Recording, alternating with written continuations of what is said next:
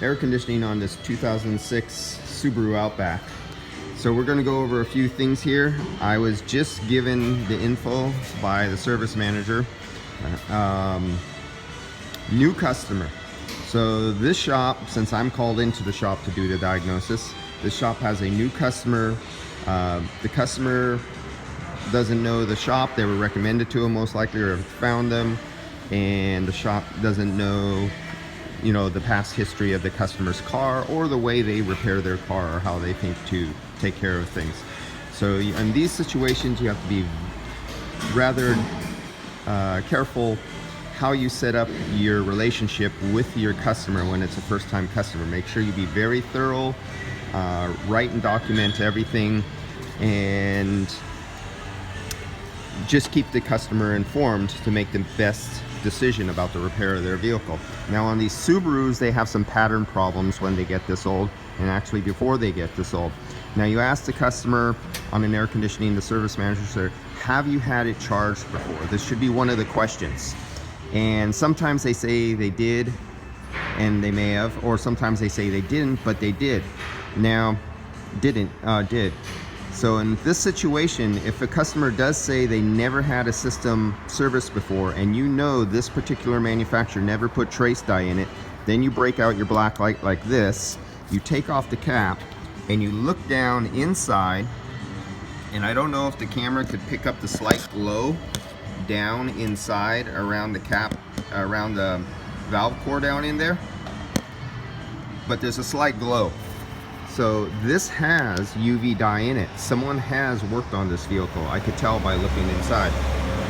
And it's one of those really cheap UV dyes that even my best light cannot make it glow real brightly. So whatever shop worked on it for did a poor job on their selection of UV dye. Coming over here, let's do our visual without the black light. So Subarus have a problem with hose leakage. Do you see that oil buildup right there? See that little dust accumulation? And you see the little bit of wetting on the hose? Then you look around, well, is it possible that anything else has caused this problem? Brake fluid, coolant, power steering fluid.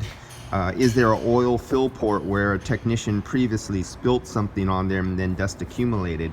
And you might think it's a leak, but it's not. It's just somebody's spill from a few months ago or last year, or over many accumulated spills from oil changes on an air conditioning line, and makes you think it's leaking, but it's not.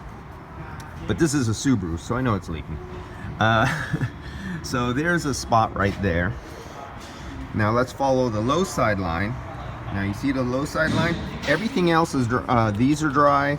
Look at the valve cover. The valve cover is dry. The harness is dry.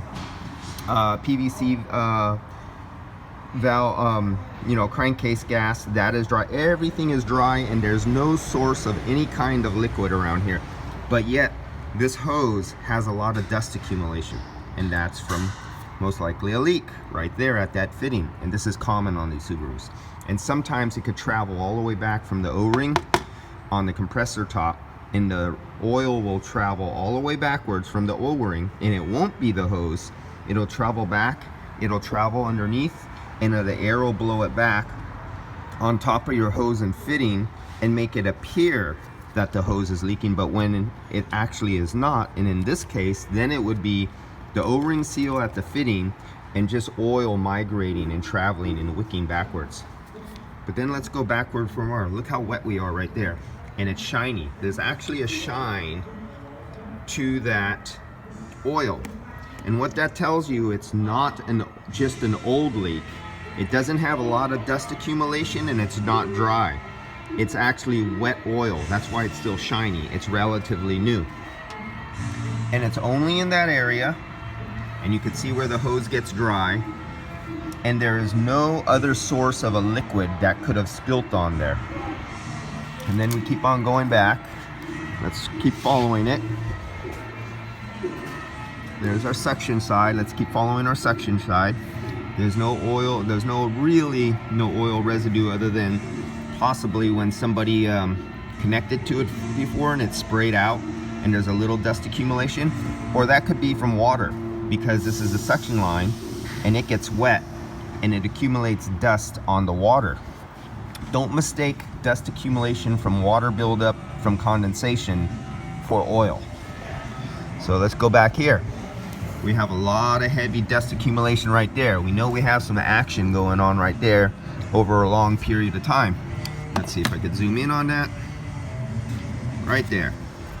So we know we got something going on there. There's no doubt about that, and that's a long time. The dust is dry, it's not wet. So that's a long, slow accumulation. Let's go over to the top of the receiver dryer. This is dry, so that's a long, slow accumulation. It's not immediate, it's not big, it's not moist and wet, it's not shiny, but it is a problem. And this is common with Subarus on the receiver dryers. I can bring it down a little bit. And then we keep on following it forward. Let's follow that liquid line coming forward. Look for rub outs where the metal, let me find me, where am I? There it goes. Look for rub outs where the metal line comes close to sheet metal and it might be out of place. And if it rubs on the metal over time and vibration, it might leak. And another one is when a battery, especially a cheap battery, is mounted above metal aluminum lines and the battery leaks acid, and it's the ones that boil over because they were cheap $24 Schubert's batteries that, thank God, aren't available anymore. They would always overboil and the acid would leak down on the aluminum lines and eat through the aluminum and causing leaks. That was another one. Then we come out here to the condenser, and let me get back to a regular light. We get back to the condenser, and this thing is dry everywhere. It is bone dry. This isn't, like you would say, perfect condition. Doesn't mean there ain't a leak. And we can see the seal is all eaten up and gone here. So there's no more seal back there. There used to be a foam seal stopping the hot air from rolling around. So that is gone and dissolved.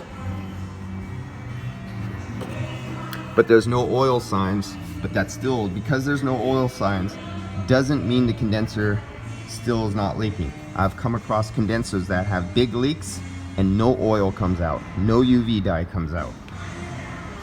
So do not depend on UV dye.